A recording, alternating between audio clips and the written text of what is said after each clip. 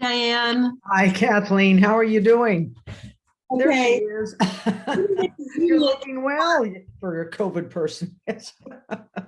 Have you gotten your shot yet? I got one. Excellent. So, Better than I'm yeah. doing. Have you gotten yours? It was a fluke, but I called, what is it, Optum this morning, and Oh, they just scheduled me for both. oh, So wow. at least hopefully that'll hold. Yeah. It's funny. In January, I signed my husband up. I signed a friend of ours up, and I signed me up.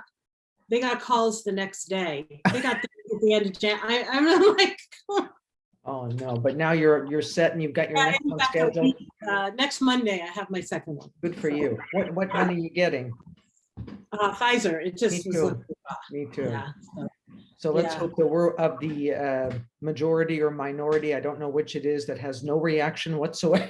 I know. Because some people are I having a tough know. time. Yeah. Oh well, it's better. It's better than It's not funny having it. because I didn't build that in at all. So I teach on Tuesday, which will be the next day, which is when you. Oh. Yeah. I do have a day in between. Let me see what I can do here. I'm going to make you a co-host, Okay, and then I'll share my screen. and then you can share your screen. Right. There you go. And I think we'll be good.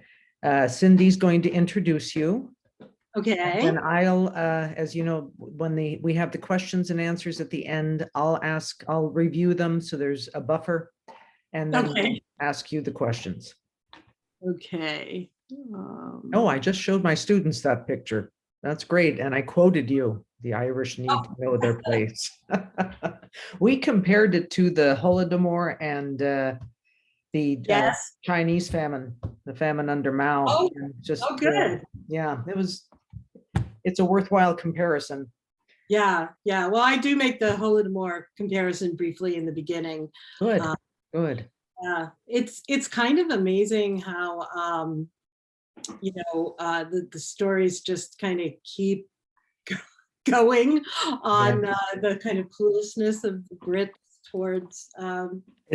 Well, the students brought that up, and I was very glad that they did.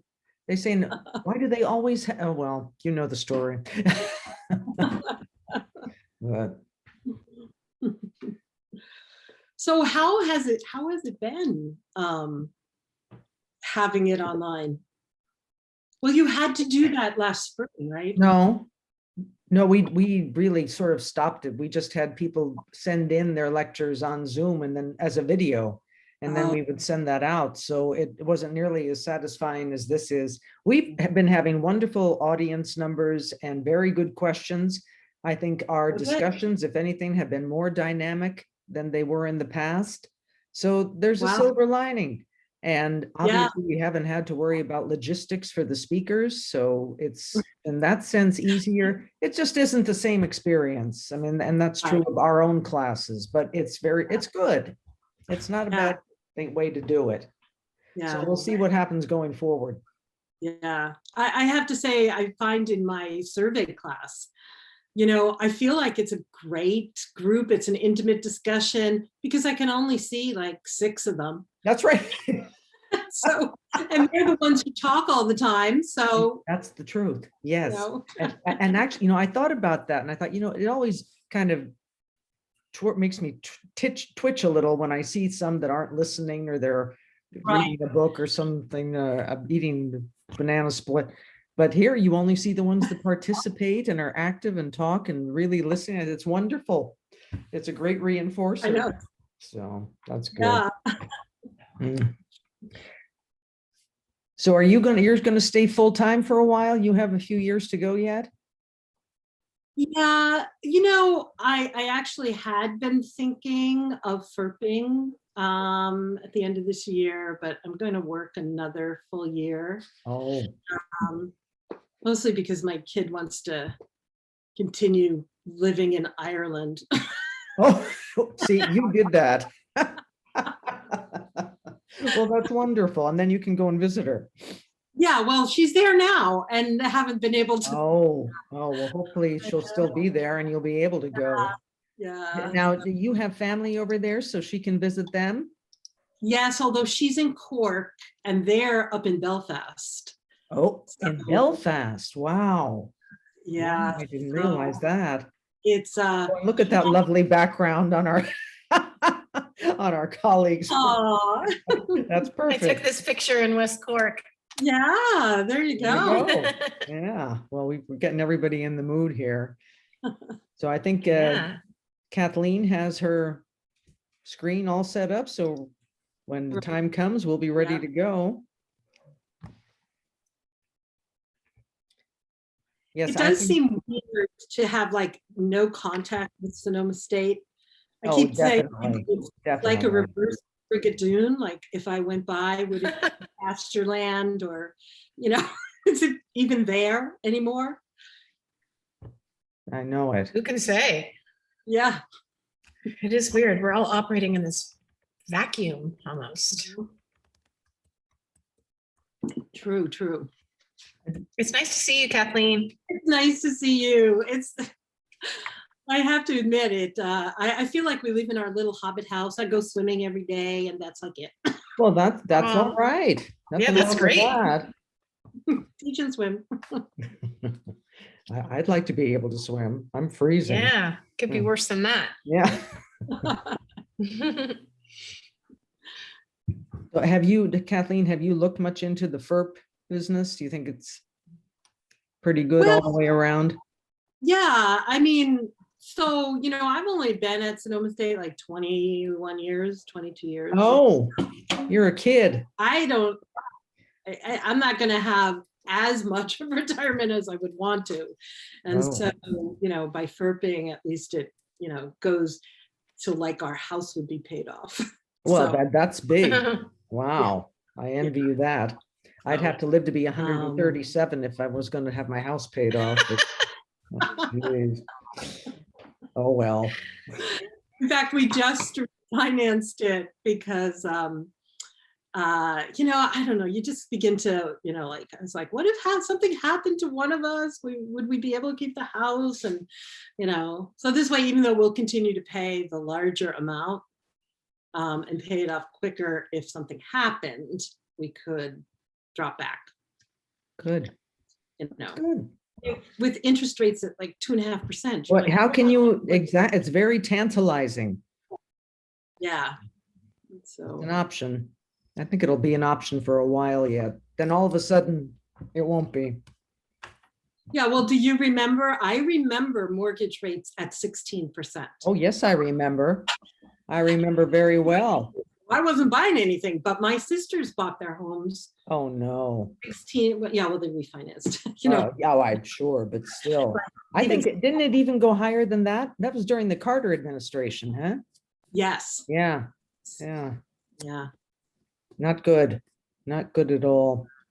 No, and in fact, sometimes when I talk to my students about inflation, I have to explain the whole thing to them. That's right. Isn't that nice? They have no knowledge of that. And I think so different from my college years.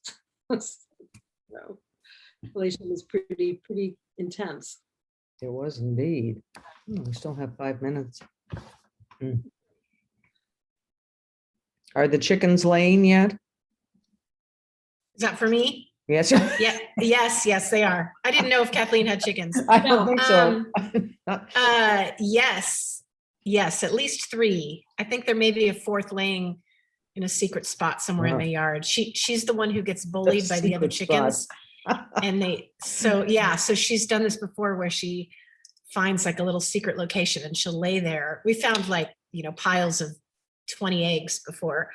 Out in the yard. Yeah. But they're still good. They stay good. Well, it depends. I mean, you can test them, right? You can do the float test and stuff. But yeah, because this particular hen, she joined our flock late. Like she was an adoptee like a couple of years into it. And the others just never fully accepted her. Oh dear. They used to beat her up, but now they just kind of like chase her away a little bit. I know, they're mean. That's why, the pecking order is a real thing. Pecking order, that's right. Yeah. Well, now with this, now that the weather's getting cold and funky again, will they stop? They may stop for a few days, Yeah. but I think, they can tell that spring is coming. Okay. The So, light. yeah, exactly. Don't It forget really has to do more Saturday. with the light than the heat. Yeah. Okay. Saturday, we move the clock ahead. Yeah. Oh, that's right. That's a good thing. That's such a good thing. Yeah. Okay. Right before we start, I'm going to ask you guys if you watched Harry and Meghan. I did. I saw snippets. I didn't watch all of it. Here's the best thing I've read about it. It's from the Irish Times. I posted this today. Oh, did I you? love this. Yeah, I love this. Clowns, except your grandfather was murdered by a clown. Yeah. It's so good. Yeah. I looked at that and I was thinking, that's the final word. I know. That's all we need to say about this. That's so appropriate. Yeah. Everybody here subscribes to the Irish Times. Oh my God. I know. They probably are kind of, like, what's that pod? Yeah, there's a pod. It's an important pod. Yeah, it was so good. I know I've been seeing a lot of commentary, like, who would have thought that it was Oprah and Tyler Perry that would ultimately bring down the British monarchy? I don't know. We'll see. I've Yeah. actually been surprised the American press hasn't been more critical. And by critical, I meant I didn't believe some of the things that were said. Mm. Kind of like, I thought there was a lot of, and I'm not a monarchist, so it's not, here's the British historian coming out. Just,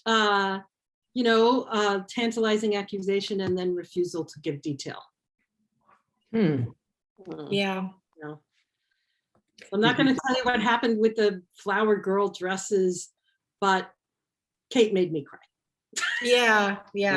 Oh, yeah. It's so long on the flower girl dresses. Mhm. Wow. Did you see that Piers Morgan resigned from Good Morning Britain? Oh, Yeah, no. after 6 years. Yeah. I mean, it was something like 42,000 comments in a 24-hour period, negative comments about him in a 24-hour period because of, his criticisms of Meghan in particular. So Well, that's been an ongoing thing for him.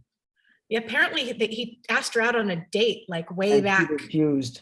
Yes. Yeah. And so he bears still a harboring a grudge. grudge.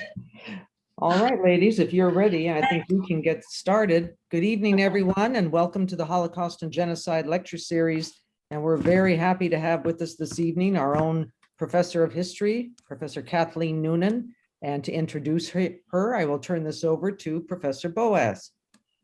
Thank you, Professor Parnas. I'm so happy to get the honor of introducing this evening's guest lecturer. Dr. Noonan and I share a love of Ireland, and back in the before times when we saw each other in person, we would regularly exchange stories about our trips back to the ancestral homeland over there in 2070 Stevenson, and I miss those days. As a matter of fact, when the pandemic hit, along with Dr. Bhutan from anthropology, Dr. Noonan and I were starting to plan a summer travel course to Ireland on the subject of the Great Hunger, but it unfortunately got indefinitely postponed. So I'm personally crossing my fingers for September 2022. If any of you out there are still around as a student in a year, keep your eyes peeled for that course. In any case, you are all very fortunate to be able to hear from Dr. Kathleen Noonan this evening. Dr. Noonan received her BA in History and English from Georgetown University and an MA and PhD in History from UC Santa Barbara. In addition to her work as a historian, she has extensive experience as an archivist and manuscript curator at both Georgetown University and UC Santa Barbara. Dr. Noonan grew up in New Jersey, literally in the shadow of the Statue of Liberty, and had her first job at age 7. I didn't know this, alphabetizing the returns of golf scores from metropolitan area country clubs for the New York World Telegram and Sun. What a cool thing to be able to say. Professor Noonan is a specialist in British and Irish history, and she currently serves as president of the Pacific Coast Conference on British Studies. She has published several articles on the formation of Irish and English identity in the 17th century, and her most recent work brings the microhistory tools of European historians to the study of religion and ethnic tension in the northeastern US in the late 19th century. At Sonoma State, Professor Noonan teaches courses on early modern Europe, gender, and Britain and Ireland. And I'm very much looking forward to tonight's talk. Dr. Noonan, welcome. Take it away. Thank you, Professor Boas. And I would just like to say right away that my youthful experience with the country clubs in the metropolitan New York area is as close as I've gotten to a country club. So it wasn't exactly my environment. So I'm really delighted to be here this evening, and we're going to spend the next hour or so talking about the Irish famine. And as you see, the title of my talk, The Irish Need to Know Their Place, Famine, Ireland, and the Politics of Food, from Charles Trevelyan to Priti Patel. That last part actually didn't fit on the flyer. So in 1965, the English historian A.J.P. Taylor drew the comparison between the Irish famine and the Holocaust, remarking, in the 1840s, all Ireland was a Belsen. In 1953, at a demonstration in New York City that attracted 10,000 marches, marking the 20th anniversary of the Ukrainian famine, Raphael Lemkin, who coined the word genocide and authored the United Nations Convention Against Genocide document in 1948, noted that famine was an old method of genocide when Stalin used it against the Holodomor of Ukraine. As Lemkin reminded his audience, the high crime of genocide by starvation had been used by the British against the Irish 100 years before Stalin used it in Ukraine. This may seem a startling charge, one that might be expected to have lost its resonance had it not been for Brexit, that inexplicable self-inflicted wound that Englishmen and women are determined to wreak the UK on, bringing both hell and high water to the Isles. Brexit, despite the UK's vaccine success, threatens to sink the British state. Long-term projections by the London School of Economics predict that the British economy will contract 8% and will have 2 to 3 times the economic impact of COVID-19. It has already sunk 2 prime ministers, David Cameron and Theresa May, and made Boris Johnson the prime minister. This is Boris Johnson, who in 2012, on the David Letterman show, put his chances of ever becoming prime minister at about the same as his being reincarnated as an olive. So the 3.5 years between the vote to leave the European Union and last December's exit have revealed the longevity of anti-Irish feeling among the English. To cite an example, just last week, the Irish Times had an article about a British leisure company, Pontins, they run water parks and things like that, instructing employees not to accept reservations from callers with an Irish accent, or making a reservation under one of a list of 40 surnames, all Irish, including Boyle, Connors, Gallagher, McDonough, McGuinness, McMahon, Murphy, Nolan, O'Connell, O'Donnell, O'Reilly, Sheridan. So forewarned, if your name has an O or a Mick in front of it, you'll not be going to Pontins Water Park when the UK reopens. The Northern Irish Protocol, that clumsy sleight of hand by which the UK left the EU, but did not impose a border between the Republic of Ireland and Northern Ireland, has uncovered the utter cluelessness of most Britons about Ireland, both the Republic and the North, which is part of the UK. According to one poll, only 1/3 of English people want Northern Ireland to remain in the UK. These anti-Irish attitudes are just one expression of the rise of English nationalism, some of which has been uttered by British politicians and members of the government.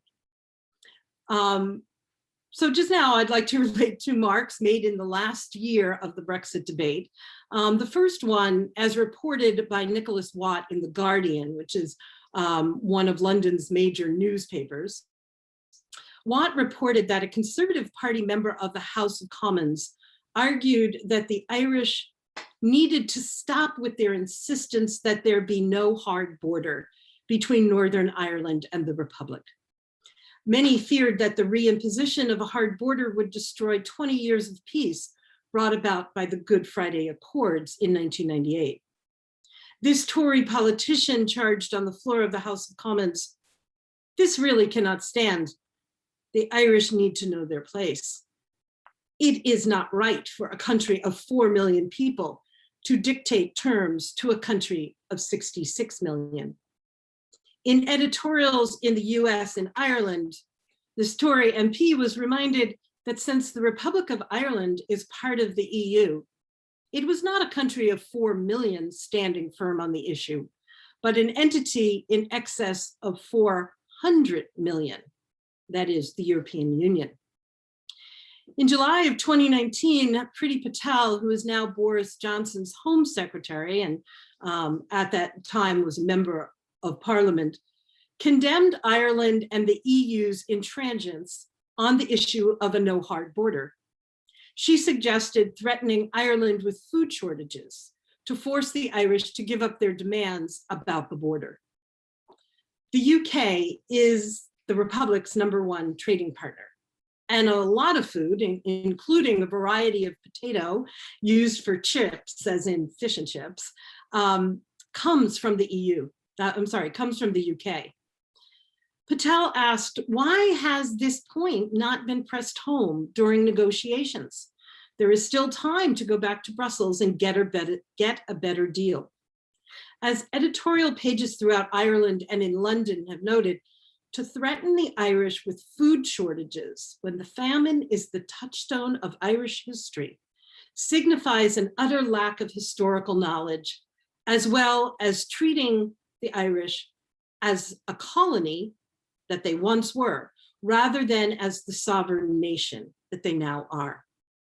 The level of ignorance and insensitivity exhibited by Patel was captured the day she made the remark by the then Irish Taoiseach, that's Prime Minister, Leo Varadkar, in a statement on Patel's remark that he made as he emerged from a cabinet meeting in Donegal in the west of Ireland. He said, "Where I stand now in Donegal, the population has still not recovered from the famine that was imposed on us." In an odd twist, here you had the granddaughter of an Indian immigrant. Priti Patel is the granddaughter of an Indian immigrant, a nation that has notoriously also suffered famine at the hands of the British, calling for the withholding of food from Ireland, a nation who at that time, their leader was the son of a doctor from Mumbai. That's Leo Varadkar. It's pretty clear that only one of these two politicians actually knows any history. So a few things to remember as we begin. Ireland, while ruled by the English since the 12th century, had been, rather autonomous, we might say lightly governed, until the late 16th century, until late in the reign of Elizabeth I. The 9 Years' War in the 1590s ushered in an era of more direct rule and ended attempts to rule through the Gaelic lords. When Hugh O'Neill, who as a young man had spent time at the court of Elizabeth I, revolted, it made the English question their very ability to rule Ireland and whether the Irish could be anglicized. Edmund Spencer, whom English majors in the group will remember from the Fairy Queen, hoped for a more capable and direct administration of Ireland from London. And he believed that that would be the solution. Better administration, but warned that if that did not work, extermination of the population might be the only answer. With the monarch of Great Britain, also the King of Ireland, it was not clear whether Ireland was kingdom or colony. In 1801, with the Act of Union of Great Britain and Ireland, Ireland was constitutionally incorporated into the new entity, the United Kingdom, composed of 4 supposedly equal kingdoms: England, Ireland, Scotland, and Wales. Although the Irish lost their separate parliament in Dublin, they gained almost 100 representatives in the British Parliament at Westminster. It's important to remember that when famine struck in the mid-19th century, Ireland was not a colony or a protectorate that was short of food, but a constituent part of the United Kingdom. So let's look at what kind of a toll, at least in population, the famine took on Ireland. So Ireland had a population of 8 million people in 1841. 1.5 million people died, 1 to 1.5 million. 1.5 to 2 million emigrated. And here we have 2 maps of Ireland. The one on your left shows the population in 1841. So that's 4 years before the famine. And the other shows the population in 1851. And I'd like you to take a look at this, these maps for a little bit, because one of the, you'll notice that the dark brown has disappeared in many, many places.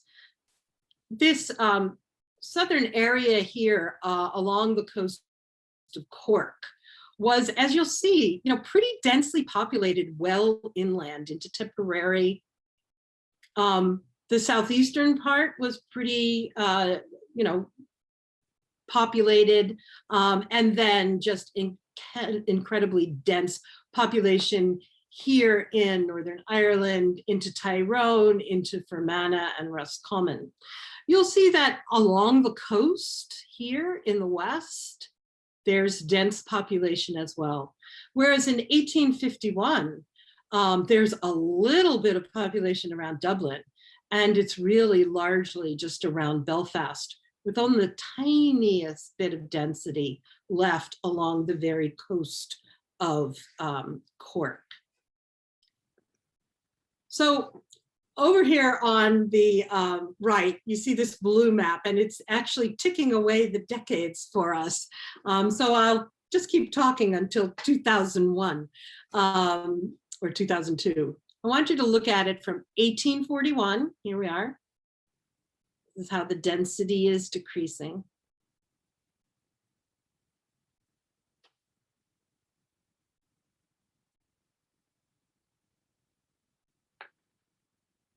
We'll do it again.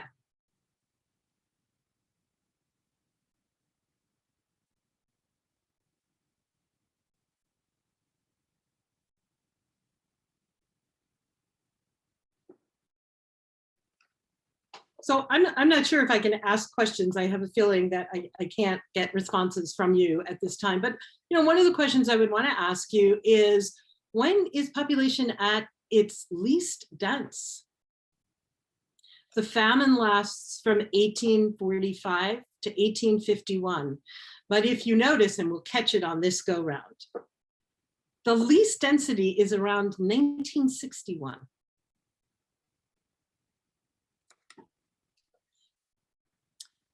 This is because, so again, to review, population 8 million in 2020, the population is 4 million people. So how do we account for the fact that decades and decades, in fact, a century after the famine was over, Ireland was still losing population? And that has to do with the demographic and social changes that were ushered in by the famine. So the biggest reason why density continues to decline, why the population of Ireland declined so much, and I would actually point out that it has actually grown quite a bit in the last decade and a half. It was hovering at about 3 million around the year 2000. And the reason that it continued to lose population and that is aggregate lose population, was because of chain migration. So of that 1.5 of 2 million people who left Ireland between 1845 and 1851 made their way to Australia, to New Zealand, to the United States.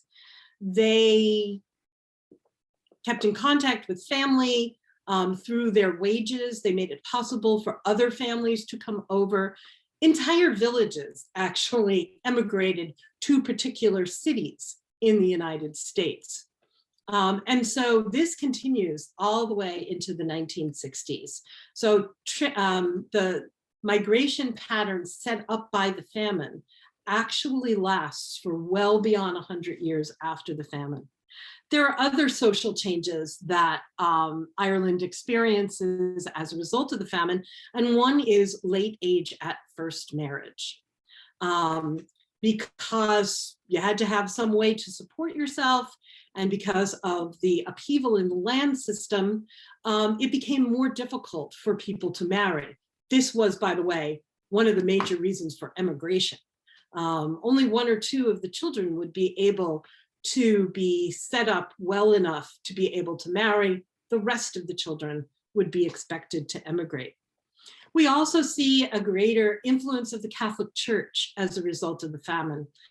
It comes as a surprise to a lot of people, but the Irish were really only lightly Christianized before the famine. There was a persistence of a lot of pagan religions, a blending of kind of indigenous religions with Catholicism. And in fact, the famine gives rise to a devotional revolution in Ireland, and the Catholic Church becomes much more of a player in politics and society. Another major change is the decline in the Irish language, almost to the point of disappearance. And here I'd like to go back to the previous map that we had. So even in the 19th century, by the middle of the 19th century, the main speakers of Irish, we have a tendency to call it Gaelic, but they would actually call it Irish, were in the western parts. Okay. So look at the consequence of the famine. It empties out the western regions, taking a tremendous toll on the Irish language. We also see a decline in the status of women as a result of the famine, which is caused by the disappearance of domestic industries, that is weaving and spinning and such that you could do in your home. This was caused by widespread eviction of the Irish peasantry during the famine, and it continues well after the famine as well. We also find that the land of Ireland, which actually is extremely fertile, was highly sought after by the English. They didn't really necessarily want to live there, but they definitely wanted access to the land. We see the land turn over from being used for tillage, that is for the growing of crops, to pasturage. This is another way in which people are thrown off the land because it takes many fewer people to take care of a herd of sheep or cattle than it does to till the soil. Another major social difference was a shift from the gender neutral partible inheritance system to primogeniture of the male. So what this meant was that in Ireland up to the famine, a tenant would have land and he would divide that land among all of his children. They in turn would further divide that land among their children. So there was no preference given to the eldest son. That's something that changes as a result of the famine. The Irish historian Theodore Hoppin maintains that the changes that other European countries experienced over many decades or even centuries, Ireland experienced in a few troubled years. In fact, Hoppin says that during the famine, Irish society experienced something akin to the Big Bang. So what was the Irish famine and why, what about it was so devastating? Why was it so devastating? Behind our discussion tonight is going to be the question of, can a naturally occurring famine be considered genocide? What do the historians tell us? So, although reports of the damage of the potato crop reached London as early as August 1845, it was discovered in Dublin in October of 1845. It actually was discovered in the botanical gardens of Dublin. And it began to spread throughout the island. There was a malodorous smell that just creeped across the landscape. Contemporary accounts just always mention the stench that this caused.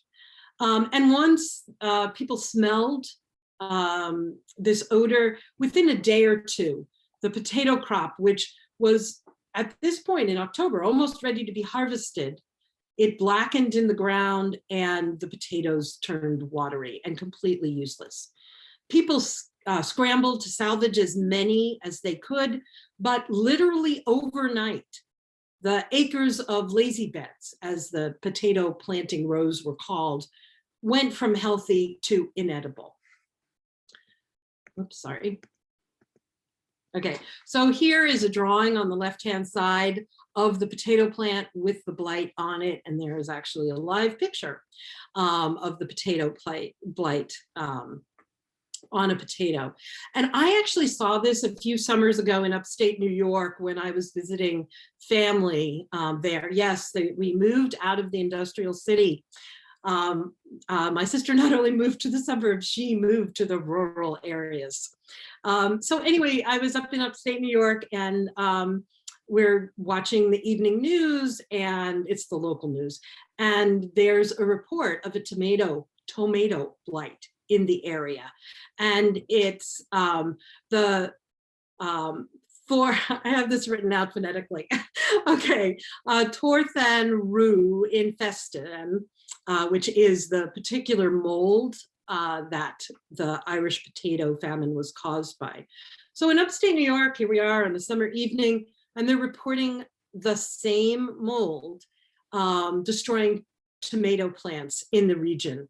And they would report every night which regions were affected and which ones were safe. And if you were an affected region, you had to cut down your tomato plants, even if they didn't exhibit any of the blight. Before sunset, we went out into the garden and we saw that ours were unaffected. So we joked about picking all the tomatoes, even though they weren't quite ripe, just in case. And then sure enough, the next morning, I saw the stems sagging and the tomatoes had turned black and watering, literally overnight. So 1845 was not the first time there had been a crop failure in Ireland. Even confining our attention to the 19th century alone, there were at least 6 crop failures or subsistence crises in Ireland prior to 1845. Diseases of the potato were well known since the mid-18th century in Ireland, and they were given a variety of names, the curl, the taint, the dry rot. This one was not a dry rot. This was a watery rot.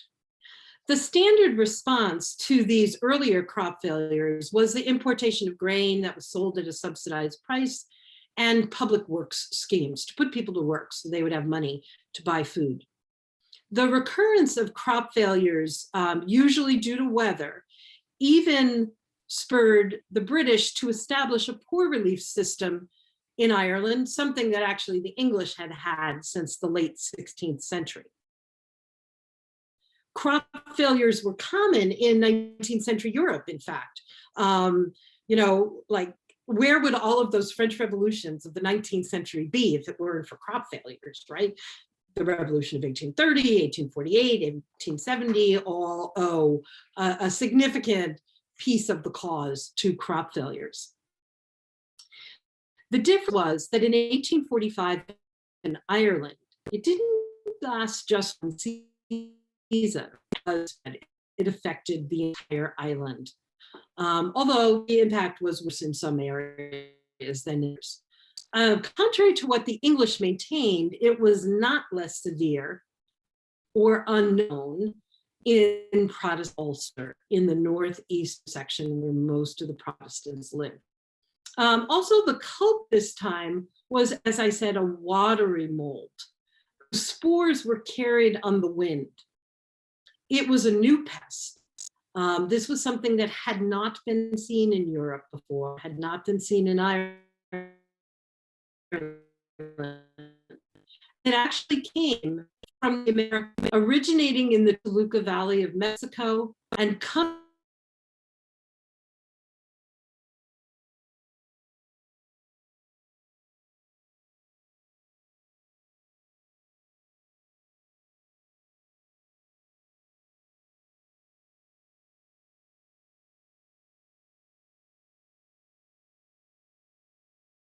in England, Scotland, and of course, when this wet rot in fact condemned the next year's crop and the year after that and the year after that. The potatoes failed in Ireland in 1845, 1846, 1847, 1848, and in 1849. Then yields started to pick up, although mortality rates among the people remained high through 1852 due to the ravaged nature of the population, which had been long weakened by starvation. So one of the important questions is, if this was a Northern European infestation, right? Germany, Belgium, Switzerland, why did only Ireland experience famine? Ireland was more dependent on the potato than anywhere else in Europe. But that was actually making a virtue of necessity.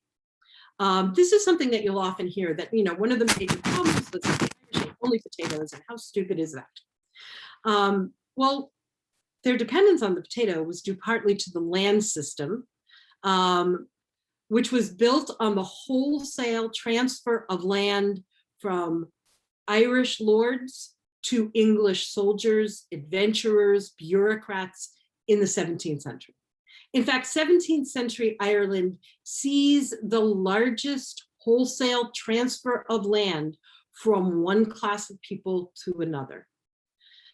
In this system, in which tenants were allowed, in the Gaelic system, in which tenants were allowed to divide their lands equally among their children, which led to ever smaller plots of land for each generation, the potato was very well suited to these small holdings, as well as to the rocky soil where many of the Irish had been pushed to. But it's important to remember that by 1845, 1/3 of the agricultural land of Ireland was being used for potato cultivation. That means 2/3 of the land was not being used for potato cultivation, but we'll come back to that. Now, the potato is prolific. 1 acre of poor ground can yield up to 6 tons of potatoes. Here you see in this slide, you see the small fields. This is actually not in a soil poor area. This is actually in a rich, verdant area. In the early 1840s, the average adult laborer in Ireland consumed 14 pounds of potatoes a day. It's even more astonishing to me that the average child consumed 11 pounds of potatoes. Now, in normal times, the Irish supplemented their diet with vegetables. They cultivated and ate kale and cabbage. They gathered seaweed. It's always interesting to know that people ate kale before 21st century Californians. And they supplemented it with milk and milk products. And those things added both variety and additional nutrition to the already nutrient-rich superfood, the potato. Access to the mountains for grazing, bogs for turf, which they used to burn for cooking and for warmth, access to the coast for seaweed and fishing, and raising of pigs for producing manure and paying taxes and rent. In the words of the Irish historian Christine Keneally, this provided an integrated and effective system of production. It was also insanely easy to cultivate. So here on these slides, we have some examples of lazy beds. So on the left, this is from Achill Island in Mayo. And Mayo is in the western part, kind of a little bit in the northern area of Ireland, but it's a western coastal county. Achill Island is off the coast. Now, one of the things about Ireland is that, you know, people always talk about 40 shades green and it's also green. And if you actually spend any time in Ireland, you know that why that is. It's because it rains all the time. My daughter is actually there this year in graduate school, and she says it's like Florida or Hawaii, where it rains every day. But the sun comes out every day, she says, but not for as long as it does in Hawaii or Florida. The reason I mention this is because Ireland actually kind of acts like an umbrella for the British Isles, kind of keeps the rain off England and absorbs all of the rains coming off the wild Atlantic. So here on Achill Island, a western island off the western coast, you can grow potatoes, enough potatoes to support a family. The picture on the right-hand side is actually in West Cork, one of Professor Boas's favorite places on earth. And this is actually an abandoned lazy bed, but it shows the advantage of potato cultivation because you're cultivating it right straight up the hill. So these two kind of show why, in fact, it was so such an effective system of production. Many people noted in the 18th and early 19th century that while the Irish people were poor, they were healthy and good looking. None other than Adam Smith, the economist, called them good looking.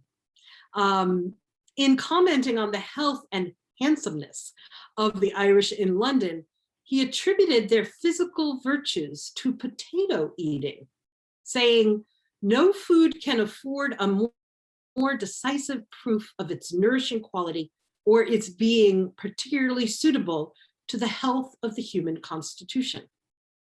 In fact, in the early 19th century, the Irish peasantry were the most well-nourished peasantry in Europe. This is part of the reason that the population doubled between 1800 and 1845.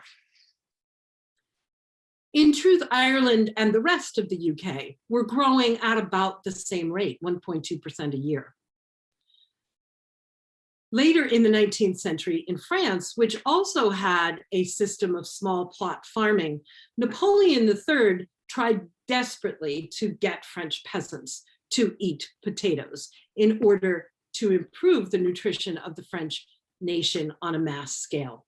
And if you doubt me about potatoes being superfoods and nutrient rich, 2008 was the International Year of the Potato.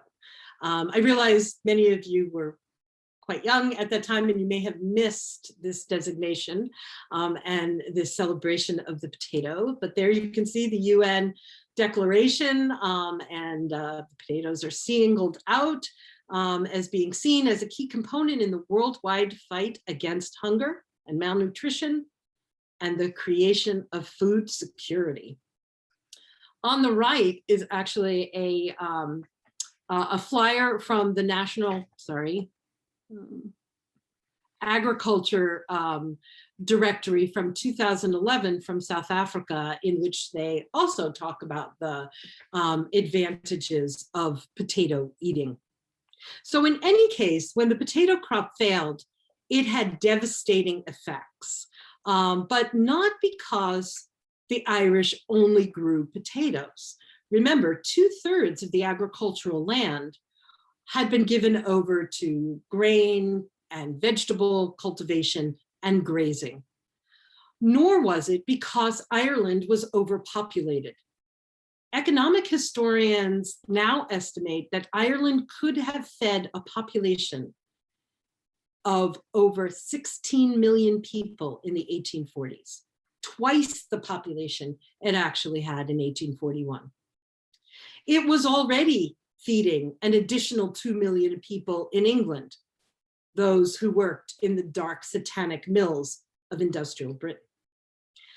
So why did Ireland starve when other parts of the British Isles affected by the blight, such as southern England, the Channel Islands, and Scotland, didn't?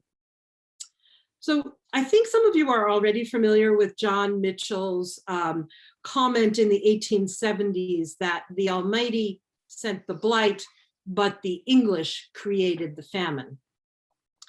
The effort to explain how 1 million people could starve to death within a 2 days travel of London, the capital of the richest and most powerful empire on earth, has created much heat among historians, but surprisingly little light. The Irish famine may be a historical event, a demographic disaster that changed the history of 3 continents, Europe, North America, and Australia. But it has always been a political flashpoint. And though we are now 175 years past it, politics continue to overwhelm our understanding of it. The Irish themselves are surprisingly conflicted on the issue because the writing of Irish history is a political act. How do you explain the famine without blaming the British government? The historical writing of the famine has often told us more about the people doing the writing and the times they were living in than it tells us about the famine itself. Historians have to interpret the past, and it's naive to think the writing of history is merely an unbiased recording of what really happened. In 1945, at the centenary of the onset of the famine, the Irish Taoiseach, that is Prime Minister, I just love to say Taoiseach, so I'll say that, Prime Minister Eamon de Valera commissioned the writing of a commemorative volume of by Ireland's leading historians on the famine. When the volume came out in 1953, okay, that might give you pause, right? So it was started in 1945, it came out in 1953, but there were a number of mishaps, including part of the manuscript was left in the back of a taxi cab, and that's a really serious thing in an age before computers and copy machines and the cloud. But anyway, when it came out in 1953, the result was highly academic, intensely archival, largely institutional, and it completely avoided the question of why. Indeed, later modern Irish historians, as if to prove their seriousness, avoided writing about famine in interesting ways. In the 1990s, professional Irish historians either avoided the famine altogether or offered up a number of explanations that did not include criticism of the British government. From the 1970s, as the Irish writer Colm Tobin tells us, historians were liberals who wanted a non-sectarian, post-nationalist, pro-European Ireland. They felt that this enabled them to write history impartially.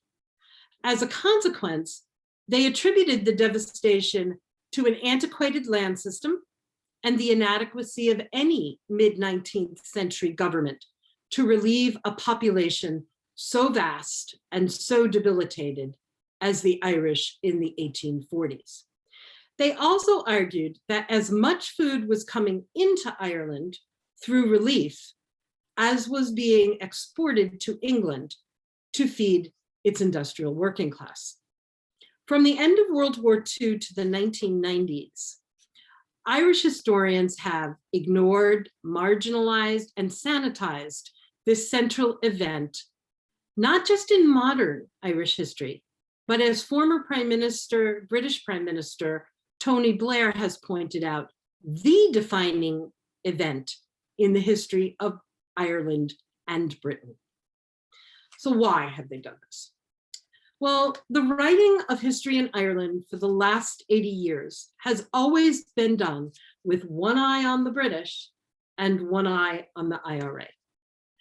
Ireland had a long road to independence, one that inspired and provided a model for the independence of other parts of the British Empire, such as Egypt and India. Yet, unlike the rest of the empire, Ireland's proximity to Britain continued to tie the country to Britain in trade and commerce and politics, even after full independence was achieved in 1948. Irish money was actually called the punt, which actually just means the pound in the Irish language. So their money was actually named after the British pound. That continued until 1979, when Ireland joined the European monetary system. The UK remains the Republic of Ireland's largest trading partner. Well, it did until January, until, all of the Brexit backups at the ports have happened. But anyway, we'll say it's still their largest trading partner. Indeed, the alignment with the European community and later with the European Union has been a boon to Ireland in many ways, not the least of which is the writing of its history. In the 1990s, as the Irish economy roared in the Celtic tiger, Irish historians led by Christine Keneally began to confront the question of Britain's role in the devastation of the Great Hunger, as the Irish famine is called. Indeed, with the Anglo-Irish Peace Agreement, which is also known as the Good Friday Accords, in 1998, and the laying down of arms by the IRA, Irish historians could now discuss Britain's culpability without fear that they were facilitating sectarian violence. The last 25 years have not just been a great era for the Irish economy and for peace on the island, it has been a great era for history writing, and the famine has been getting a lot of attention. So let's turn to the question of genocide. This has been a question that obviously traces back almost to the famine itself. Extermination is the term that's most often used at that time. Lemkin doesn't coin the term genocide until 1944. It's inherent in John Mitchell's statement about God sending the blight, the British creating the famine, and it's explicit in Lemkin's invocation of Ireland in his condemnation of the Ukrainian famine. The question for us is, does it meet the UN's criteria? So you read an article by Timothy Guinane saying it doesn't. I think some of you also read other readings that said it did. So let's look at the basis of the case. No one disputes the horrors of the Irish famine. Frederick Douglass, yes, that Frederick Douglass of Narrative of the Life of Frederick Douglass, a Slave. He was traveling in Ireland at the start of the famine. And he said the condition of the Irish peasants he saw as he made his way through the country was, in his opinion, that of white Negroes. An English soldier stationed in Ireland during the famine wrote to his mother describing coming across a woman lying dead along the road with a child still at her breast, now dead itself, having completely bitten off the nipple for nourishment. The Illustrated London News, a paper with wide circulation in Britain that sometimes showed sympathy for the Irish, commented on the general condition of Ireland in 1847, noting, "The Irish cotter is as much a serf as the Russian peasant, except that he is worse fed."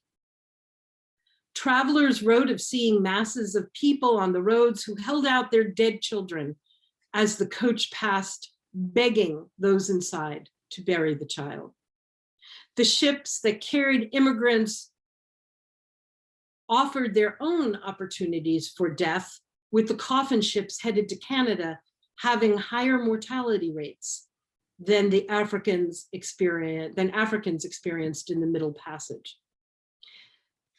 So I want to show you these slides. The one on the right is actually from the Illustrated London News, that one that said that the Irish peasant was no better off than the Russian serf, except that he was worse fed. And I want to talk about this one on the left.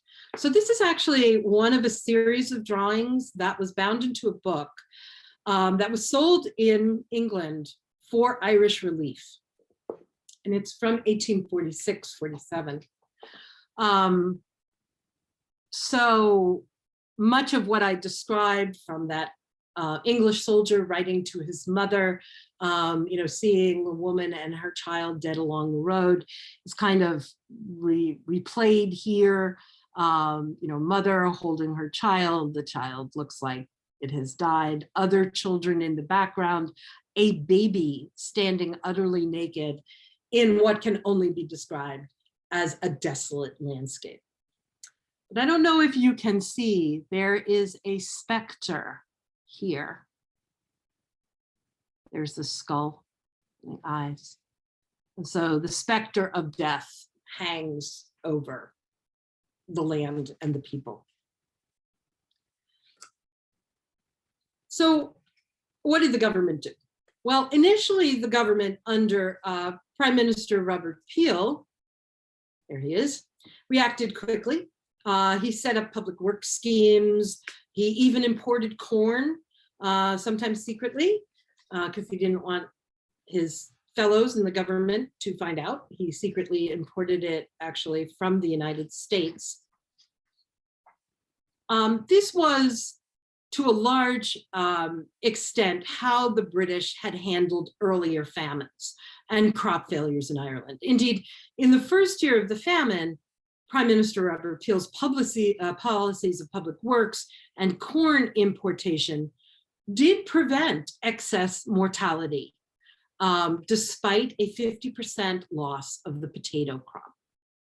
Now, when there was corn importation, this was usually done to stabilize the price of corn, rather than to prevent hoarding of corn. But nonetheless, Ireland did not starve in the fall and winter of 1845-46, not on a mass scale. Unfortunately, it was interpreted as the government having been too generous, because not enough people were dying in 1845-1846 to convince the government that, in fact, this was a serious situation. And although the Irish hadn't starved under Peel, he had long harbored a very negative view of the Irish, actually since his days as Chief Secretary for Ireland. I mean, it's always kind of amazing, right, that the person who's put in charge of Ireland has an animus for the place. 30 years before the famine, he had been Chief Secretary of Ireland.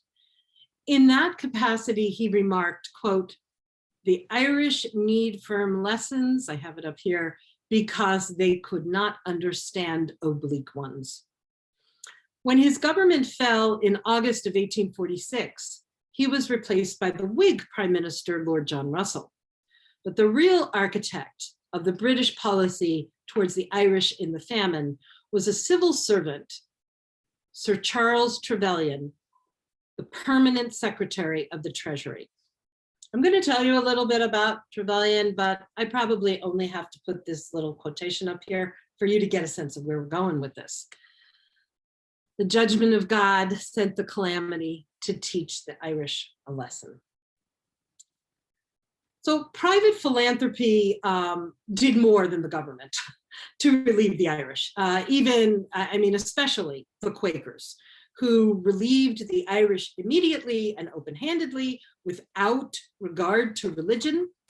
Many Quakers paid for their kindness and generosity with their own lives as they contracted the diseases that the Irish had since they had been weakened by starvation. They also the Quakers relied on their extensive overseas networks to mobilize financial donations from Quakers in the United States and in England. In many ways, large and small, the world reacted quickly and with very impressive generosity. The Cherokee and the Choctaw Indians gave several $100s, and you should multiply these amounts by a factor of 10 or even 20. Because they said they recognized a kinship with the Irish, who were made to walk miles as they were evicted by their landlords during the famine in their own trail of tears. A school for young ladies on 9th Street in New York held a fair and collected $287 for the suffering Irish, although they did stipulate that they wanted $50 to go to the Scots.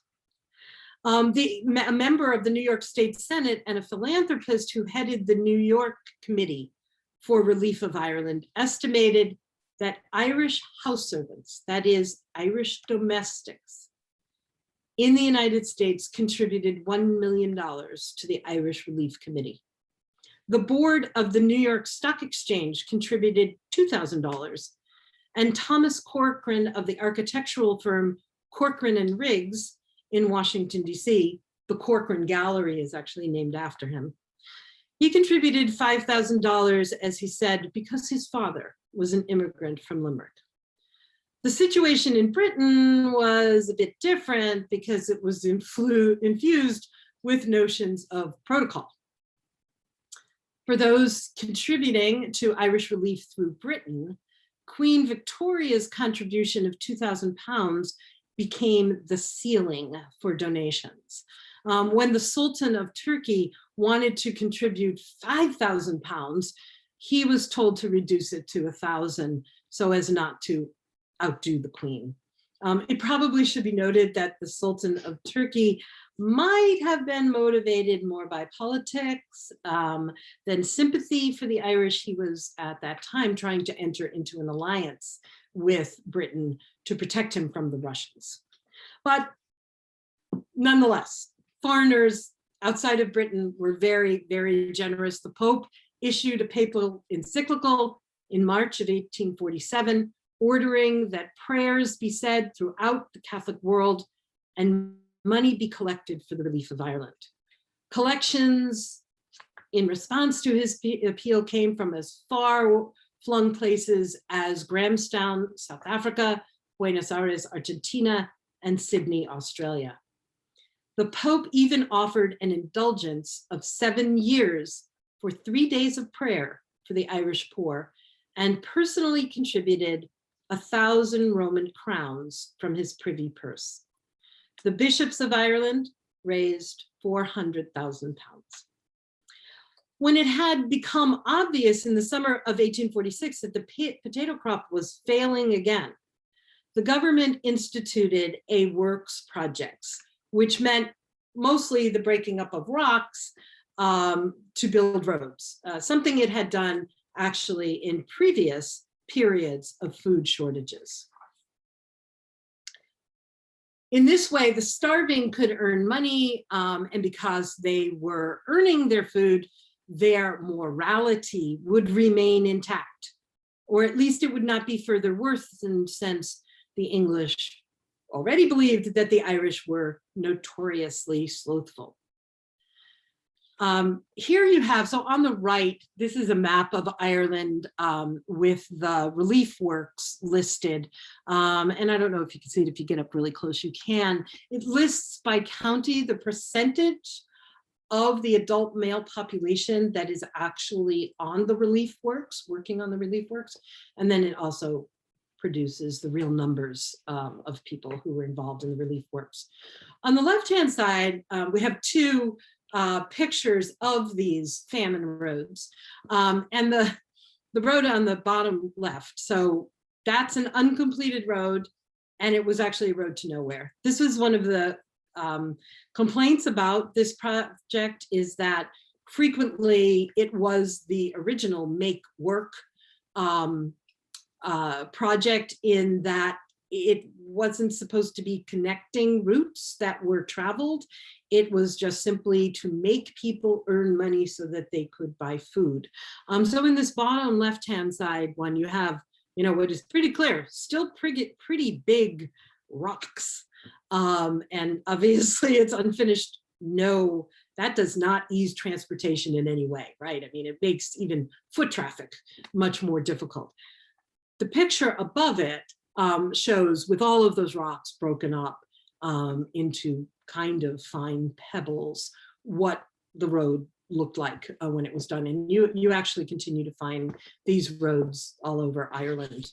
In September of 1846, there were 26,000 men employed on the relief works. By March of 1847, there were 714,000. The money they earned did not prevent those who were working from dying, however. The chairman of the Board of Works wrote, "Their bodily strength gone and spirits depressed, they have not the power to exert themselves sufficiently to earn the ordinary day's wage." In addition, the winter of 1846-47 was exceptionally cold. And a great majority of the Irish laborers and potato farmers, they didn't actually work much in the winter. So nobody owned heavy clothes. Colm Tóibín, the novelist, has said that instead of keeping them alive, the winter work killed them. The government, nonetheless, decided to end public works in January 1847 and open soup kitchens. Because the Quakers had soup kitchens and they were a great success. But the soup kitchens were not operational until late spring, or in some cases, early summer. With all of the workers laid off by March of 1847 and the local committees unable to begin outdoor relief until May or June, the government did nothing, literally nothing, and death rates skyrocketed. Again, I mentioned it was a very cold winter in 1846-47, and that, together with the stoppage of public works and delays in opening outdoor relief, made 1847 the worst year of the famine.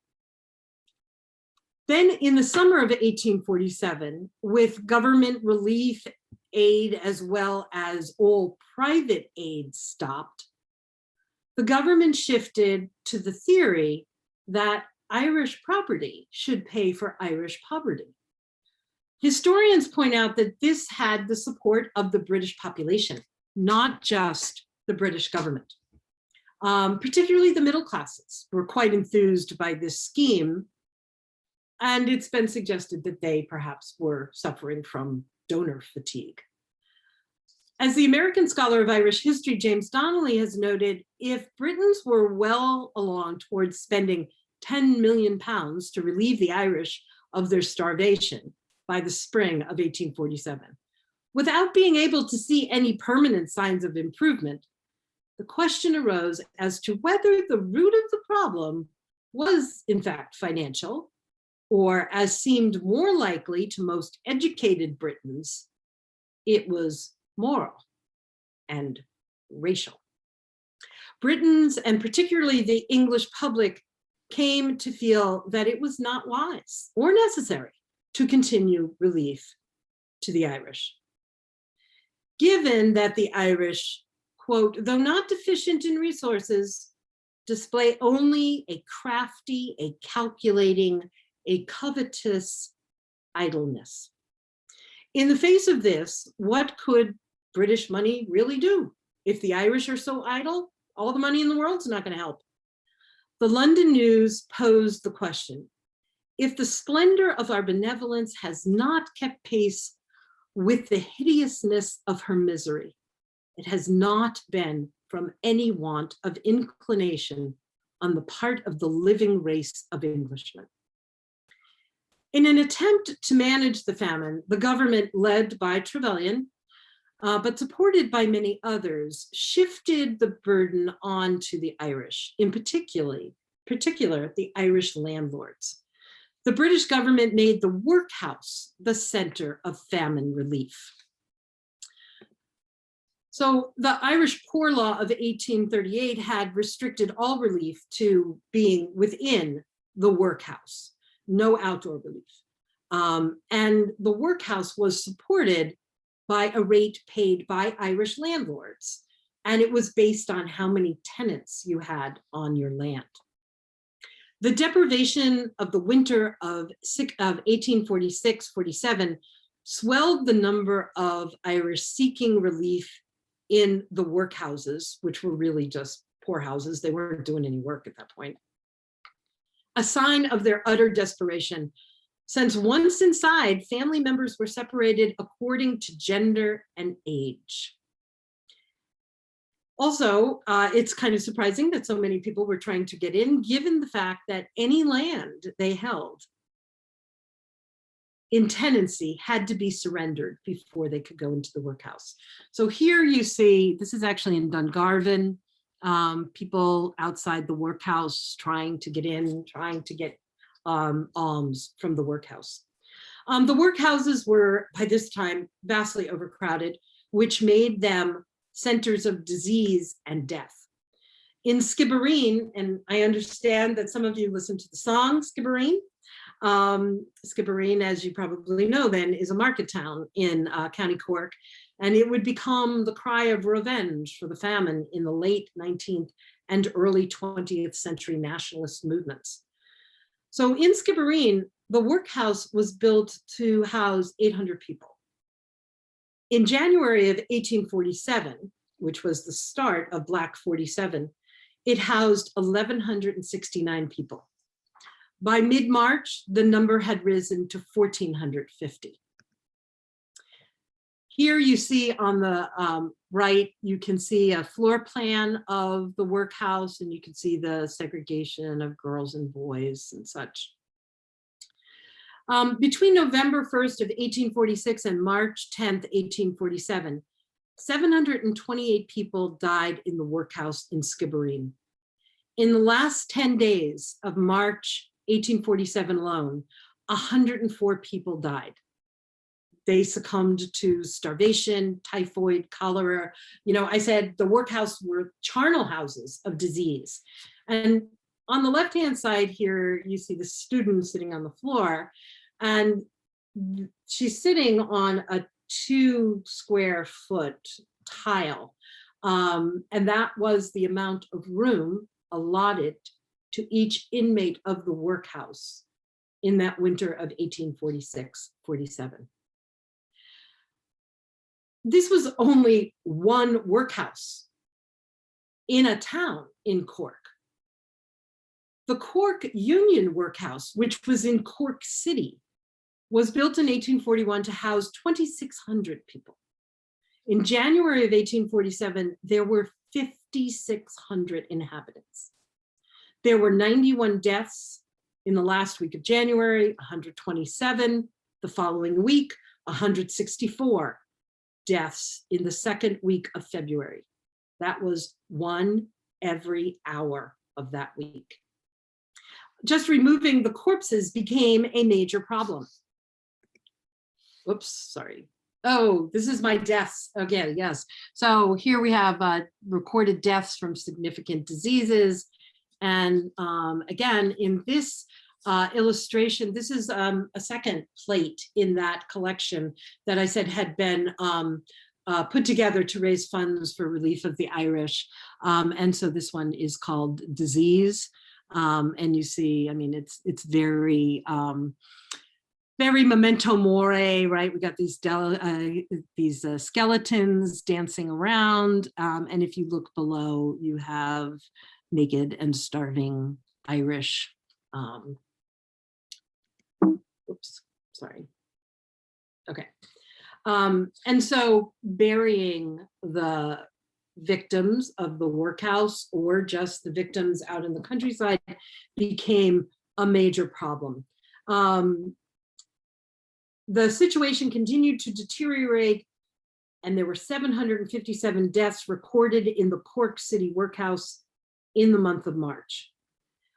Here and throughout Ireland, people were being buried in mass graves, or if buried singly, they were laid in reusable coffins where the bottom opened up and then the person just fell into the pit.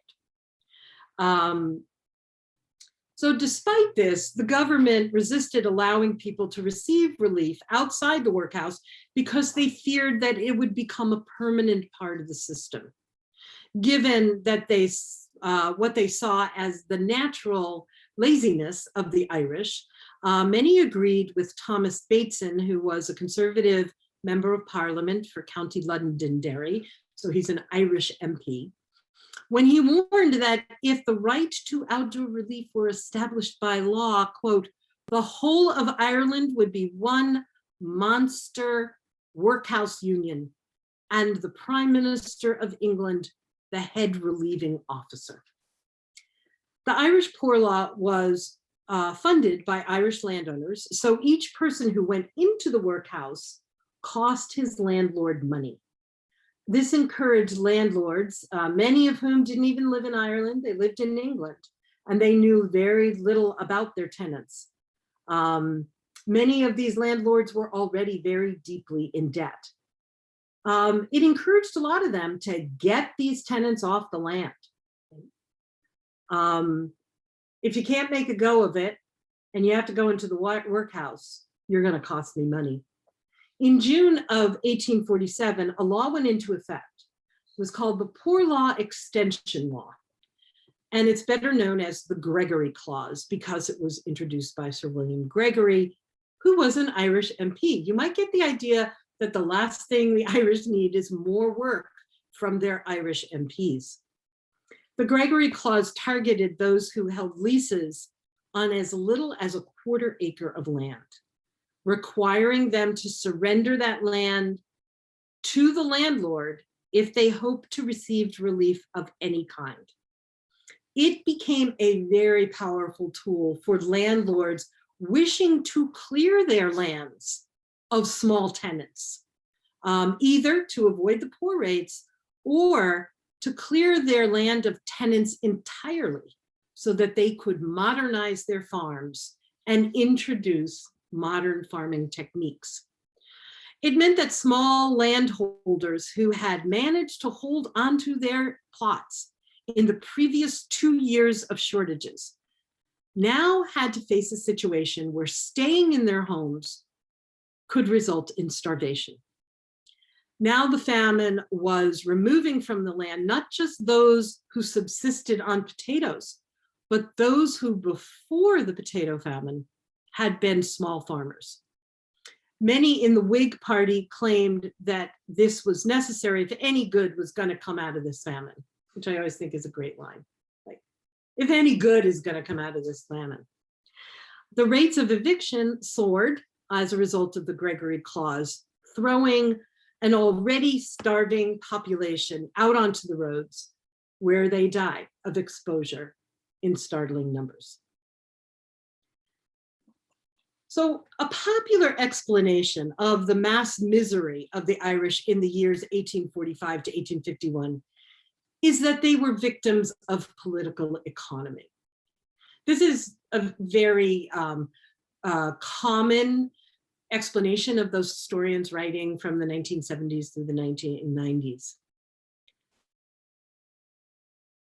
This theory drew on Adam Smith's notion of the invisible hand that keeps a balance between supply and demand.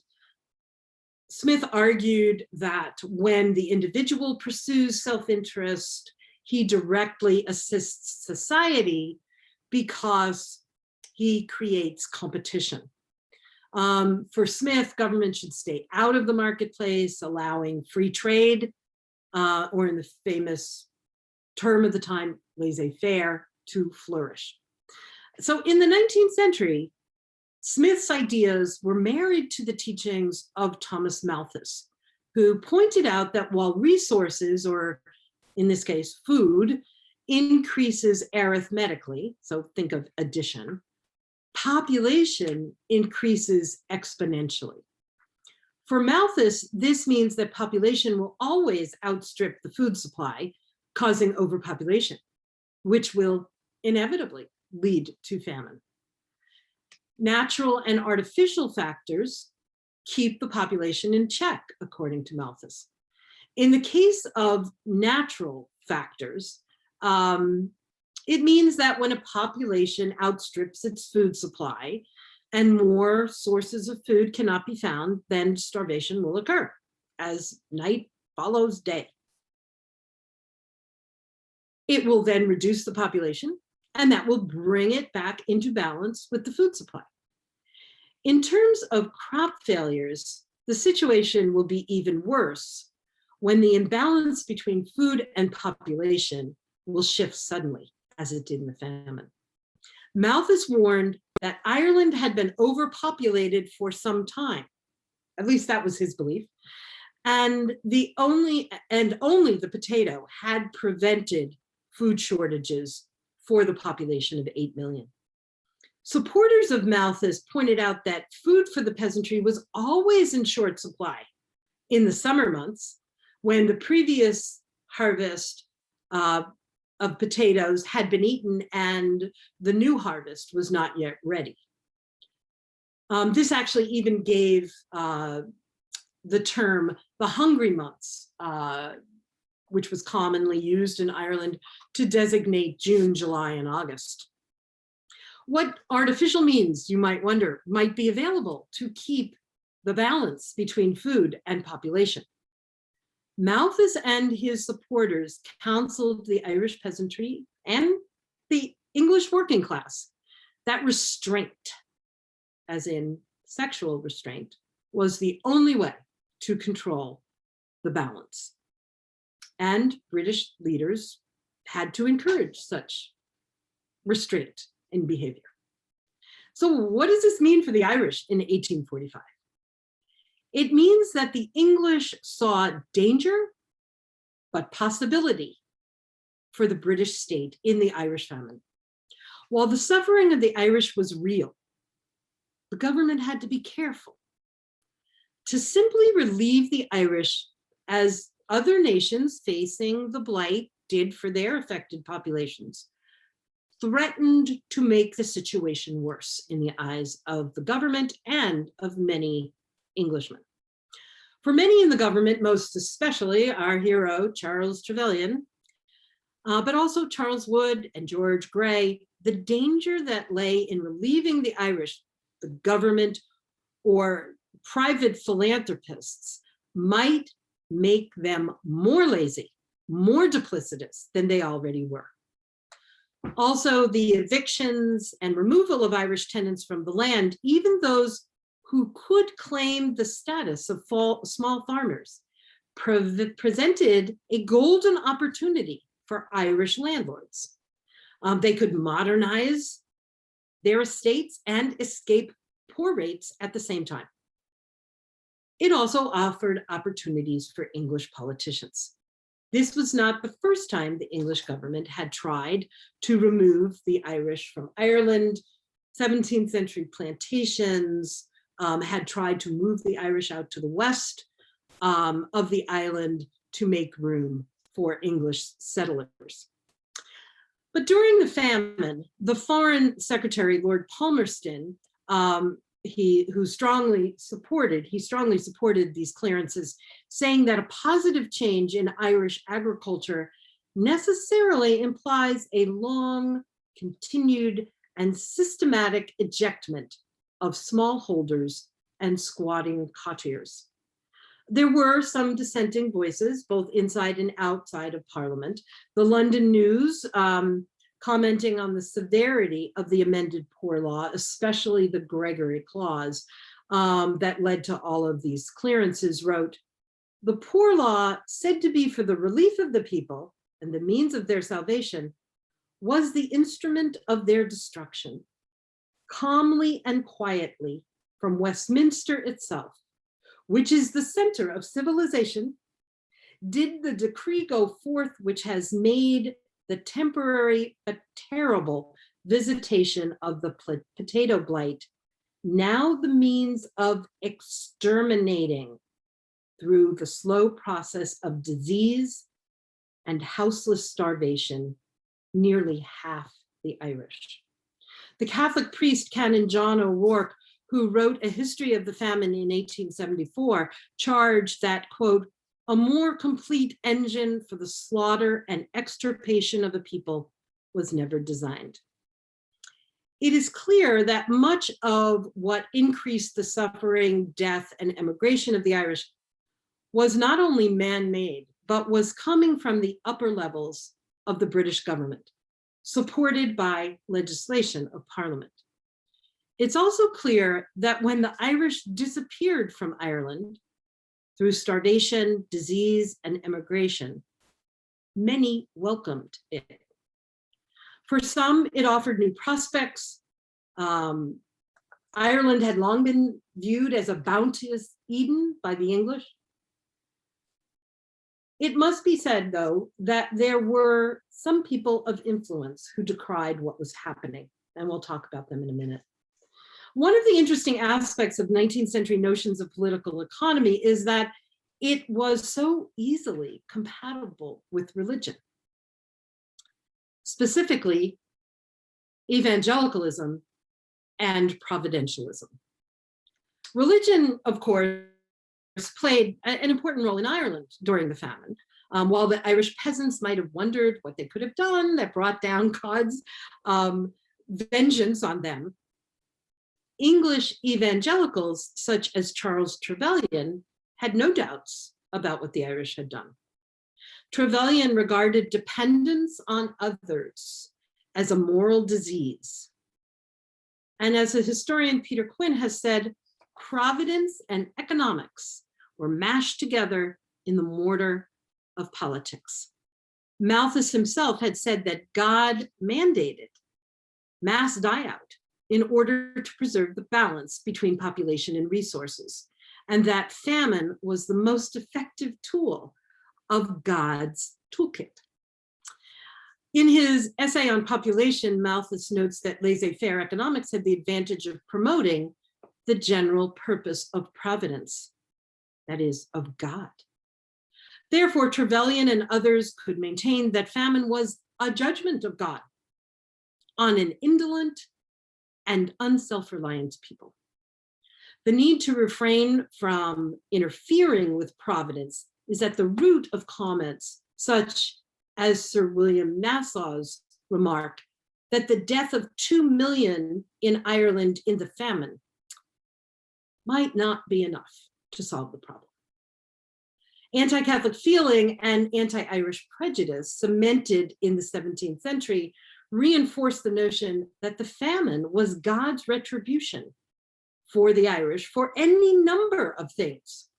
Sloth, Catholicism, the list just goes on. But it was also an expression of God's favor on England. As Trevelyan wrote of the partnership between the English and God in a letter to Lord Monteagle, he says, "I think I see a bright light shining in the distance to the dark cloud, which at present hangs over Ireland. The deep and inveterate root of social level remains, and I hope I am not guilty of irreverence in thinking that this being altogether beyond the power of man, the care has been applied by the direct stroke of an all-wise providence in a manner as unexpected and unthought of as it is likely to be effectual. God grant that we may rightly perform our part and not turn into a curse what was intended as God's blessing. He's talking about the death of the Irish. In attempting to assess the extent that the Irish died of a marriage of political economy and theology, it's important to remember that not all politicians, government, civil servants, or members of the public saw the English government's actions in Ireland as just. Many saw it in very harsh terms as a failure of government and morality. Edward Twistleton, who was the chief poor law commissioner in Ireland, tangled with Trevelyan repeatedly over the stinginess of the government's policy towards Ireland. Through the beginning of 1849, he begged the government for additional funding as the mortality rates and outbreaks of cholera increased.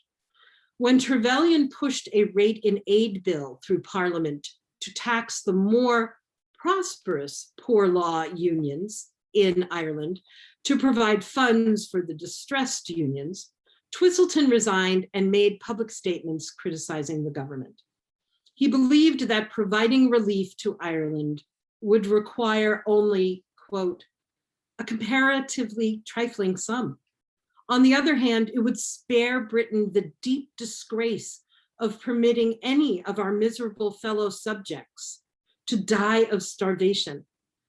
I wish to leave distinctly on record that from want of sufficient food, many persons in these workhouses are at present dying or wasting away. And at the same time, it is quite possible for this country to prevent the occurrence there of any death from starvation by the advancement of a few £100.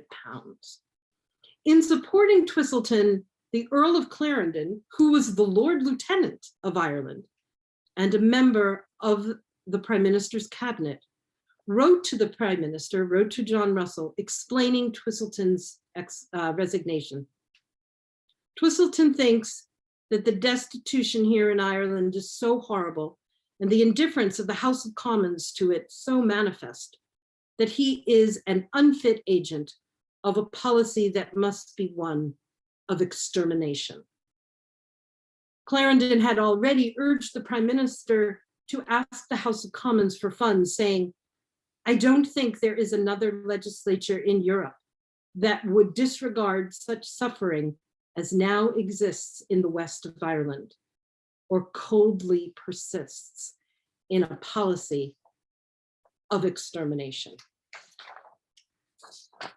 So let's now take a look at the UN statement on genocide prevention with an eye of everything you've heard about the Irish famine. So, in the present convention, genocide means any of the following acts committed with intent to destroy in whole or in part a national, ethnical, racial, or religious group as such, killing members of the group, causing serious bodily or mental harm to members of the group, deliberately inflicting on the group conditions of life calculated to bring about its physical destruction in whole or in part, imposing measures intended to prevent births within the group, forcibly transferring children of the group to another group. So how do we evaluate the question of genocide in connection with the Irish famine in light of this UN document? Well, did the Irish constitute a separate group? Certainly since the 17th century, the English had driven home the sense in which the Irish were perceived to be a different race. Yes, in the eyes of much of the British population, the Irish were considered to be a separate group, a different race. Significant portions of the population in Britain acted as if the difference were innate and not cultural. Now, how about number 2 and number 3? The causing serious bodily or mental harm to members of the group, deliberately inflicting on the group conditions of life calculated to bring about physical destruction in whole or in part.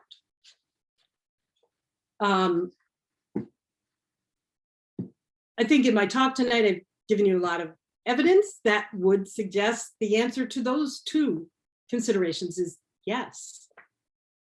The issue, though, is intent. So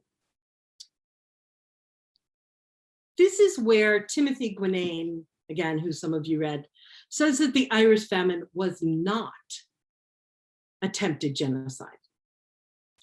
The Irish government's indifference to the famine, he says, helped cause thousands of needless deaths, but it was indifference nonetheless, and not an active effort at systematic murder. So this seems to imply that because the famine was not pre-planned, it cannot be called a genocide.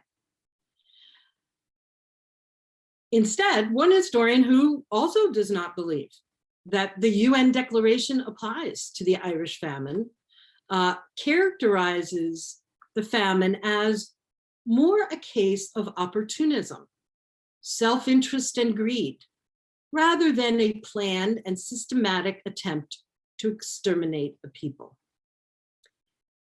This historian actually warns against applying contemporary standards of international morality to past events.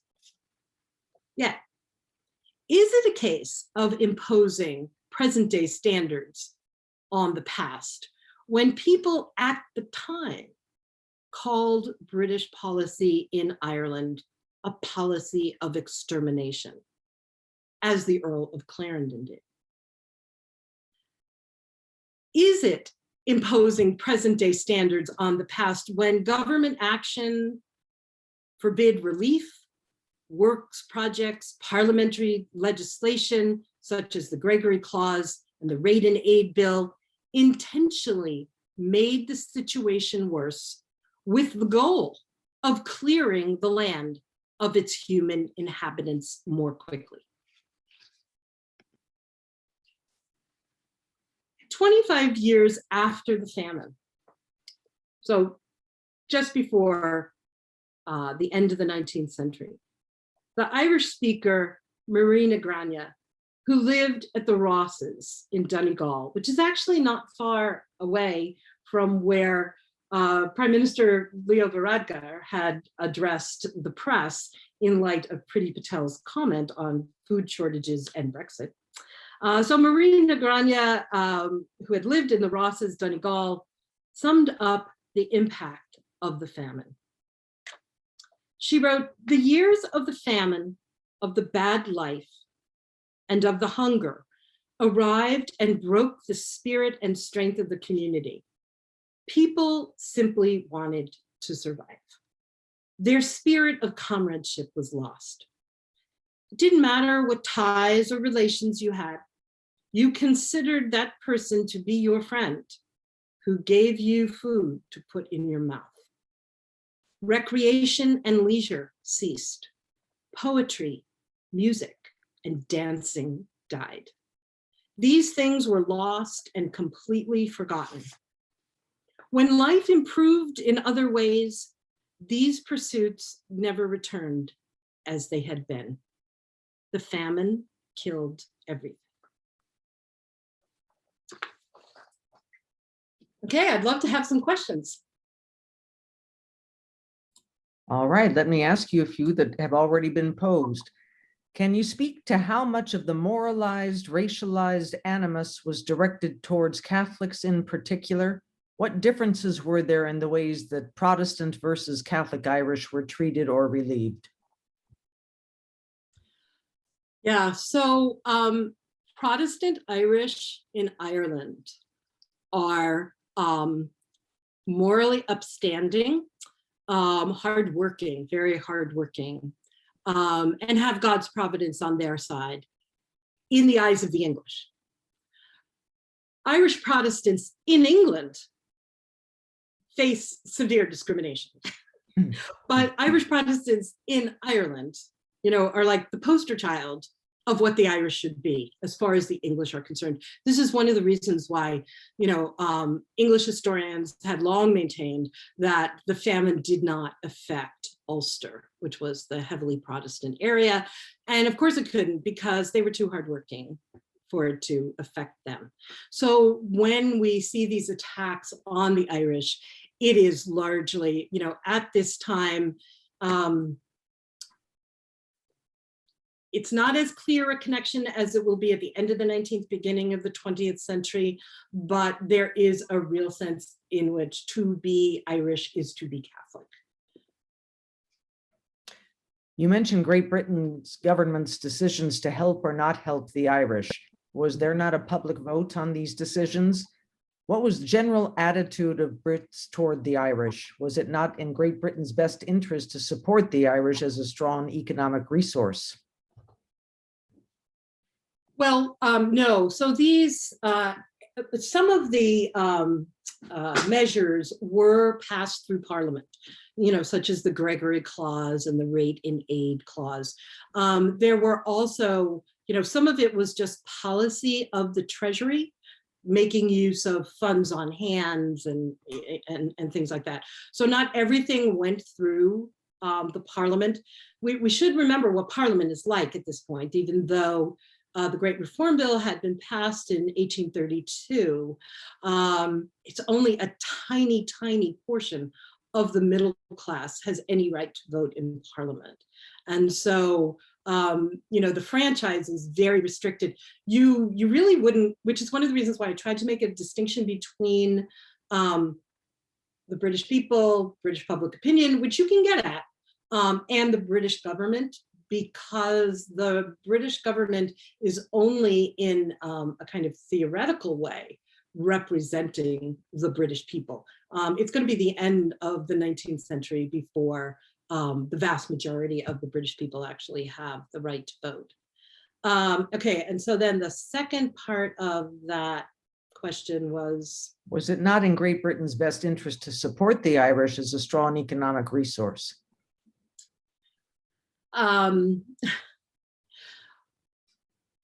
Well, politically, there was always some concern, and certainly this had been true in the Napoleonic Wars, that the loyalty of the Irish could not be counted on. There was an uprising in 1798, and then of course the Napoleonic Wars. There were a lot of fears that the Irish would align with Napoleon.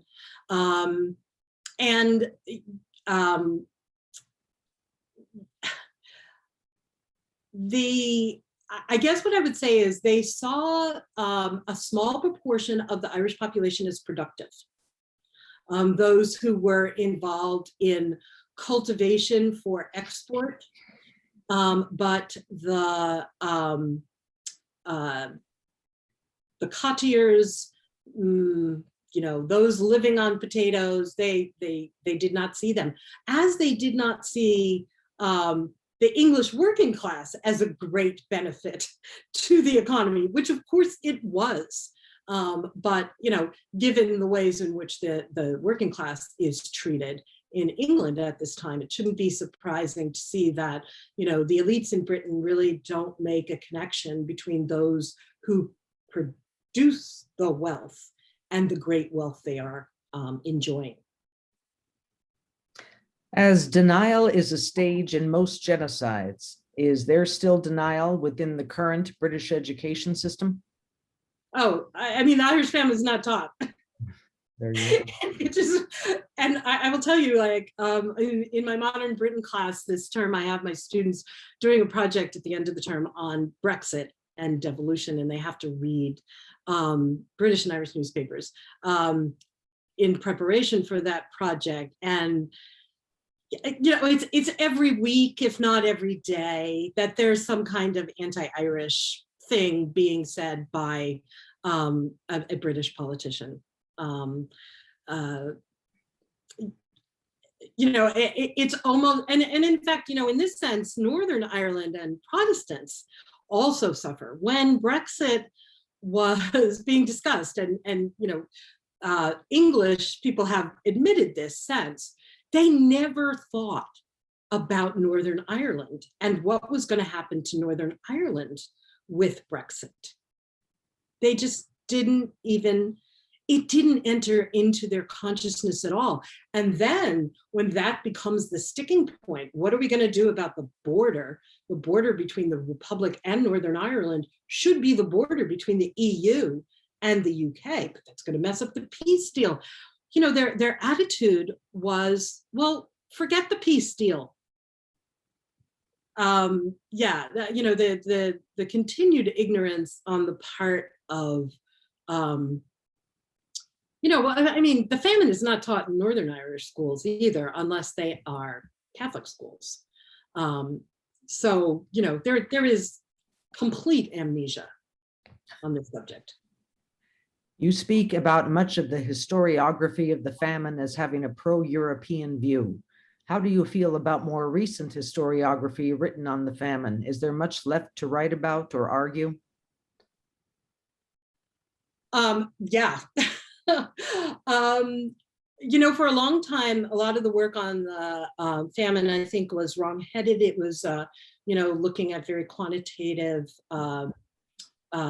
questions about imports and exports of food and things like that. And honestly, I would say Christine Keneally, I think in the 90s, she really effected a course correction in using some of the techniques of social history and particularly microhistory, looking at how the famine affected people on the very local level. And I think that's one of the things that really there is still a lot of work to be done, is the famine on the local level. The Irish have a kind of weird, I was going back to the other question, they have kind of a weird attitude towards the famine too. In a lot of ways, they wish to see the famine in the larger context of global hunger. And they were actually led on this by Mary Robinson, the president 2 or 3 presidents ago. And that's a ceremonial post. And so only in the academy now, do you really get this kind of intensive work on the famine. Often, when the famine is presented in schools, it's in this context, larger context of global hunger. And actually, the Irish kind of see themselves as, kind of having this special mission right now to the world of a smaller country whose history can be globalized. Well, do you believe the famine is genocide? If so, what is your reasoning? And do you think the definition of genocide should be altered? Oh, wow. That last bit, I don't know. I get what the historians talk about when they, when it gives them pause, that it was not a stated plan to get rid of the Irish. There were stated plans to get rid of the Irish in the 17th century. The fact that there was no conference where a plan was worked out and we're going to do this, and it was, kind of a policy of taking advantage of a natural disaster. This is kind of interesting to me because I've moved on this subject. I used to believe it was not genocide, partly because of the pre-planning issue, partly because of that, Ireland's a big place, a lot of it is remote. How are you going to relieve these people? Could England even have done that? But I've kind of now moved to the position where I do think it has to be talked in terms of genocide from the perspective of the British government.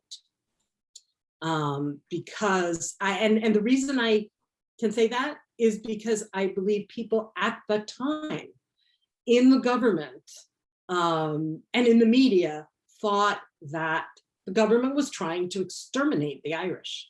And so, you know, for me, that is pretty persuasive. The people at the time were thinking that the Irish could be exterminated as a result of this.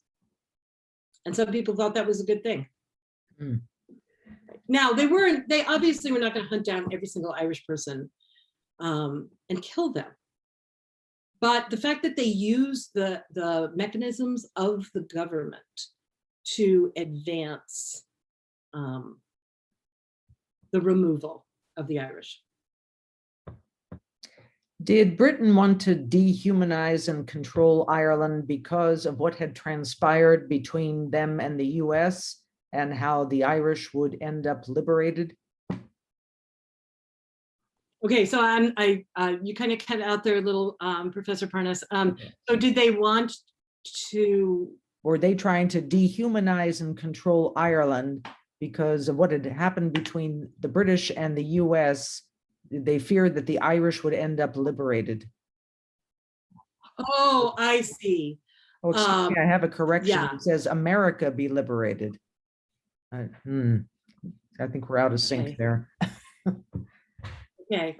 I guess I would say that certainly that uprising in 1798, and in fact, Ireland had benefited from the American Revolution in that its Protestant Parliament, which it had in the 18th century, achieved some significant reforms and some significant control over, for example, internal trade. And because Britain was very afraid that Ireland would go the way of America. In 1798, there was an uprising and that just blew that out of the water. And that's one of the things that causes the Act of Union to occur. There's a sense of we need to bind Ireland ever more closely. I actually think the treatment of Ireland and the attitude of the Irish has to do with the fact that Ireland has always been seen as a colony and never as a kingdom. And so, you know, India gets its independence exactly the same time as Ireland. And the nationalist movements of the late 19th century in Egypt, in India, the Boers in South Africa have friends in Ireland as well. I think the issue of its status as a colony has meant that it is significantly looked down upon. It was never really treated as an equal kingdom. Would you describe Americans as indifferent towards acts of genocide? Should the Irish famine allow us to reconsider our attitude toward global atrocities? You know, I think that's a really interesting question because the Irish famine has been used in a couple of different ways. Not all of them laudable by Americans. And so in the 1990s, New York State and a couple of other states actually passed some education standards that required the teaching of the Irish famine in the schools. And I'm not going to say anything about the person who was behind that. I don't really think that this was in his attitude. But I think there is a real way in which Americans often have an interest in the famine and want the famine, they want the suffering of the Irish and the famine to be known, and they want the English culpability of the famine to be known. As a counterpoint to the civil rights movement of African Americans in the 1960s. So the internet is filled with white supremacist websites that talk about, you know, the suffering of the Irish, and the Irish were sold into slavery, which is an interesting issue in itself in the West Indies. It wasn't slavery, but it was pretty bad. And you don't see them complaining.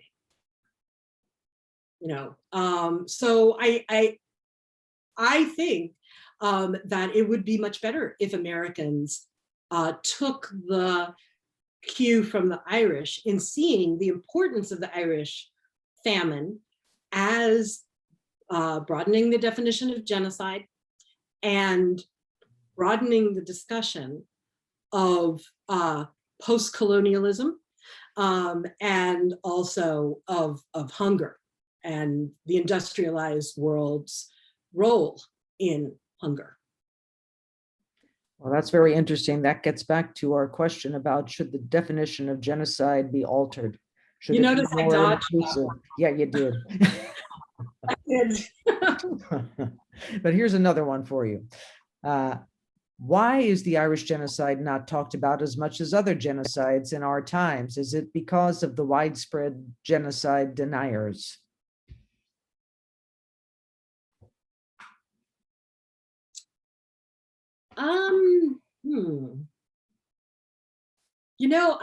I don't think so.